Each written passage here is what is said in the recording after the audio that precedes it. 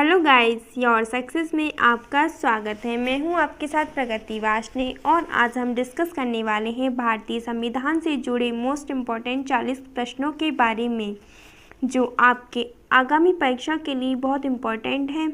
और गाइस, इस वीडियो को बिना स्किप कीजिए आप पूरा देखिएगा, क्योंकि ये 40 प्रश्न मैंने प्रीवियस ईयर के एग्ज़ाम से ही उठाए हैं जो सबसे ज़्यादा एग्ज़ाम में पूछे गए हैं। तो चलिए शुरू करते हैं आज का अपना सेशन। प्रश्न हम लेते हैं, निम्नलिखित में से वह समिति कौन सी है जिसमें राज्यसभा का कोई सदस्य नहीं होता है? तो प्राक्कलन समिति में राज्यसभा का एक भी सदस्य नहीं होता है। अगला प्रश्न है, निम्नलिखित में से वह व्यक्ति कौन है जो संसद सदस्य नहीं होता है लेकिन जिसे संसद को संबोधित करने का अधिकार होता है? तो ये भारत का अटॉर्नी जनरल होता है जिसे संसद को संबोधित करने का अधिकार होता है। अगला प्रश्न देखिएगा, स्वतंत्र भारत के प्रथम लोकसभा अध्यक्ष कौन थे? स्वतंत्र भारत के प्रथम लोकसभा अध्यक्ष जीवी मावलकर थे। नेक्स्ट प्रश्न है, भारतीय संविधान में निम्नलिखित में से किस पद का उल्लेख नहीं है? तो भारतीय संविधान में उप प्रधानमंत्री के पद का उल्लेख नहीं है। अगला प्रश्न है, निम्नलिखित में से कौन सा एक प्रस्ताव भारत में मंत्रिपरिषद रख सकती है? तो विश्वास प्रस्ताव जो होता है इसे मंत्रिपरिषद रख सकती है। नेक्स्ट प्रश्न है, निम्नलिखित राज्यों संघ शासित क्षेत्र के समूह में से किसकी लोकसभा में केवल एक सीट है? तो चंडीगढ़, सिक्किम और मिजोरम की लोकसभा में केवल एक सीट है। अगला प्रश्न है, कोई वित्तीय बिल प्रस्तावित हो सकता है? तो कोई भी वित्तीय बिल केवल लोकसभा में ही प्रस्तावित हो सकता है। अगला प्रश्न देखिएगा, राज्यसभा के लिए नामित प्रथम फिल्म अभिनेत्री कौन थी? तो राज्यसभा के लिए नामित प्रथम फिल्म अभिनेत्री नरगिस दत्त थी। अगला प्रश्न देखिएगा, राज्यसभा को स्थायी सदन कहते हैं क्योंकि इससे कभी विघटित नहीं किया जा सकता है। अगला प्रश्न है, उपराष्ट्रपति कौन होता है? तो उपराष्ट्रपति संसद का सदस्य होता है। अगला प्रश्न आप देखिएगा, भारत का राष्ट्रपति किसका एक अभिन्न अंग होता है? तो भारत का राष्ट्रपति संसद का एक अभिन्न अंग होता है। नेक्स्ट प्रश्न है, भारतीय संविधान का निम्नलिखित में से कौन सा अनुच्छेद भारत के राष्ट्रपति में अध्यादेश जारी करने की शक्ति प्रदान करता है? तो अनुच्छेद 123 राष्ट्रपति को अध्यादेश जारी करने की शक्ति प्रदान करता है। नेक्स्ट प्रश्न देखिएगा, संसद के कुल सदस्यों का कितना भाग वैधानिक चैम्बर की मीटिंग बुलाने के लिए आवश्यक गणपूर्ति है? तो 1/10 वैधानिक चैम्बर की मीटिंग बुलाने के लिए आवश्यक है। अगला प्रश्न देखिएगा, भारत के प्रत्येक नागरिक का कर्तव्य होगा प्राकृतिक पर्यावरण का संरक्षण एवं सुधार। उपरोक्त कथन संविधान के किस अनुच्छेद में संदर्भित है? तो यह कथन अनुच्छेद 48 में संदर्भित है। अगला प्रश्न है, संविधान का कौन सा अंश भारत के नागरिकों को आर्थिक न्याय प्रदान करने का संकेत करता है? तो राज्य के नीति निर्देशक तत्व आर्थिक न्याय प्रदान करने का संकेत करते हैं। नेक्स्ट प्रश्न देखिएगा, मौलिक अधिकारों में संशोधन करने को कौन सक्षम है? तो मौलिक अधिकारों में संशोधन करने के लिए संसद सक्षम है। अगला प्रश्न देखिएगा, किस देश में दोहरी नागरिकता का सिद्धांत स्वीकार किया गया है? संयुक्त राज्य अमेरिका में दोहरी नागरिकता का सिद्धांत स्वीकार किया गया है।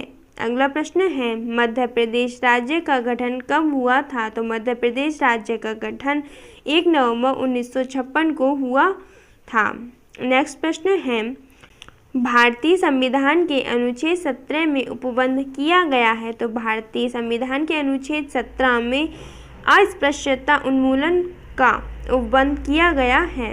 प्रश्न है, भारतीय संविधान का कौन सा अनुच्छेद नई अखिल भारतीय सेवा की स्थापना का प्रावधान करता है? तो अनुच्छेद 312 अखिल भारतीय सेवा की स्थापना का प्रावधान करता है। अगला प्रश्न देखने से पहले आप ये मोटिवेशनल क्विज जरूर पढ़ लीजिए। अपनी कमियों को केवल हम दूर कर सकते हैं और कोई नहीं, बाकी सब केवल इनका फ़ायदा उठाना जानते हैं। तो चलिए देख लेते हैं अब अपना नेक्स्ट क्वेश्चन। वर्तमान में भारतीय संविधान में कुल कितनी अनुसूचियां हैं? इस समय वर्तमान में 12 अनुसूचियां हैं भारत के संविधान में, लेकिन जब संविधान बनाया गया था उस समय केवल 8 अनुसूची थी। अगला प्रश्न देखिएगा, भारतीय संविधान के किस अनुच्छेद में प्रेस की स्वतंत्रता दी गई है? तो अनुच्छेद 19 में प्रेस की स्वतंत्रता दी गई है। अगला प्रश्न है, भारतीय संविधान कितने अध्याय में विभाजित किया गया है? तो भारतीय संविधान 22 अध्याय में विभाजित किया गया है। नेक्स्ट प्रश्न है, निम्नलिखित में से कौन सी एक वह मूल आधारिका है जिससे भारतीय संविधान विकसित हुआ है? तो भारत शासन अधिनियम 1935 है। अगला प्रश्न है, भारत का संविधान पूर्ण रूप से तैयार हुआ? तो भारत का संविधान पूर्ण रूप से 26 नवंबर 1949 को तैयार हुआ था। अगला प्रश्न है, भारतीय संविधान में समवर्ती सूची किसके संविधान से ली गई है? तो समवर्ती सूची ऑस्ट्रेलिया के संविधान से ली गई है।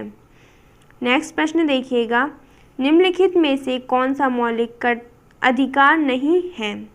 तो निम्नलिखित में से जो मौलिक अधिकार नहीं है वह है संपत्ति का अधिकार।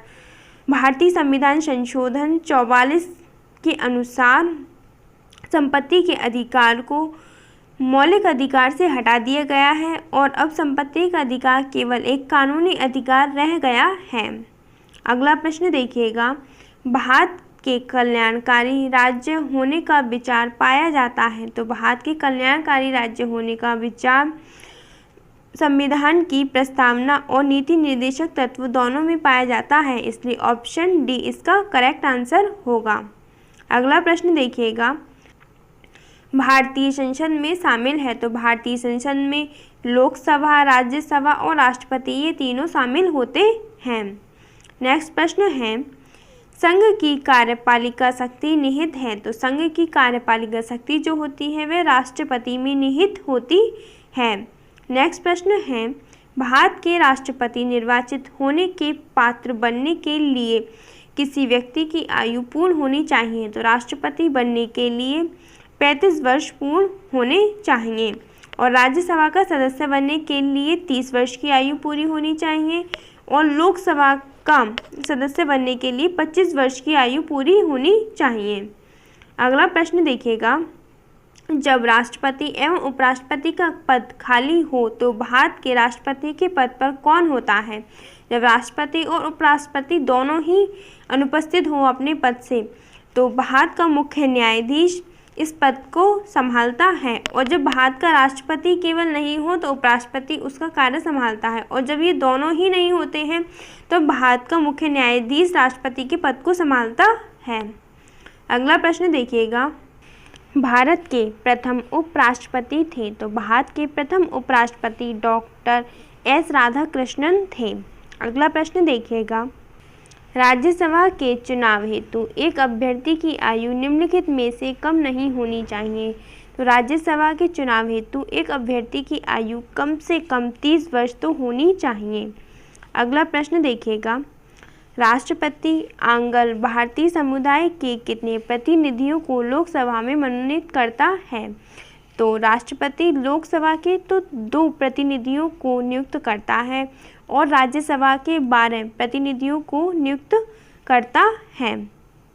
अगला प्रश्न देखिएगा, मंत्रिमंडल की बैठक की अध्यक्षता कौन करता है? तो मंत्रिमंडल की बैठक की अध्यक्षता प्रधानमंत्री करता है। अगला प्रश्न है, कोई व्यक्ति संसद के किसी भी सदन का सदस्य हुए बिना केंद्र में कितनी अवधि तक मंत्री रह सकता है? तो कोई भी व्यक्ति 6 महीने तक सदस्य हुए बिना मंत्री रह सकता है। अगला प्रश्न देखिएगा, भारत के प्रथम उप प्रधानमंत्री कौन थे? तो भारत के प्रथम उप प्रधानमंत्री सरदार वल्लभ भाई पटेल थे और जवाहरलाल नेहरू भारत के प्रथम प्रधानमंत्री थे। अगला प्रश्न देखिएगा, कोई विधेयक धन विधेयक है कि नहीं, इसका विनिश्चय अंतिम रूप से कौन करता है? तो लोकसभा अध्यक्ष निश्चित करता है कि कोई विधेयक धन विधेयक है या नहीं। नेक्स्ट प्रश्न देखिएगा, केंद्र सरकार के व्यय को नियंत्रित करने की शक्ति किसमें निहित होती है? तो केंद्र सरकार के व्यय को नियंत्रित करने की शक्ति नियंत्रक एवं महालेखा परीक्षक में होती है। तो गाइस यहाँ पर हमने 40 क्वेश्चन कंप्लीट कर लिए हैं। अब इस क्वेश्चन का आंसर आप हमें कमेंट करके ज़रूर बताइएगा। अगर आपने ये वीडियो बहुत ध्यान से देखी है तो आप इस क्वेश्चन का आंसर बहुत आसानी से दे सकते हैं। भारतीय संविधान में समवर्ती सूची किसके संविधान से ली गई है? तो इसका आंसर आप हमें कमेंट करके ज़रूर बताइएगा। और गाइस ये वीडियो आपको कैसी लगी, उस वीडियो को लेकर अगर आपका कोई सुझाव हो तो वो भी हमें कमेंट करके ज़रूर बताइएगा। और गाइस अगर आपने हमारे चैनल को अभी तक सब्सक्राइब नहीं किया है तो सब्सक्राइब ज़रूर कर लीजिएगा और उसके पास आ रही बेल आइकन को भी ज़रूर दबाइएगा ताकि आपको हमारी हर वीडियो की नोटिफिकेशन मिलती रहे। तो चलिए मिलते हैं अगली वीडियो में, तब तक के लिए टेक केयर, बाय बाय।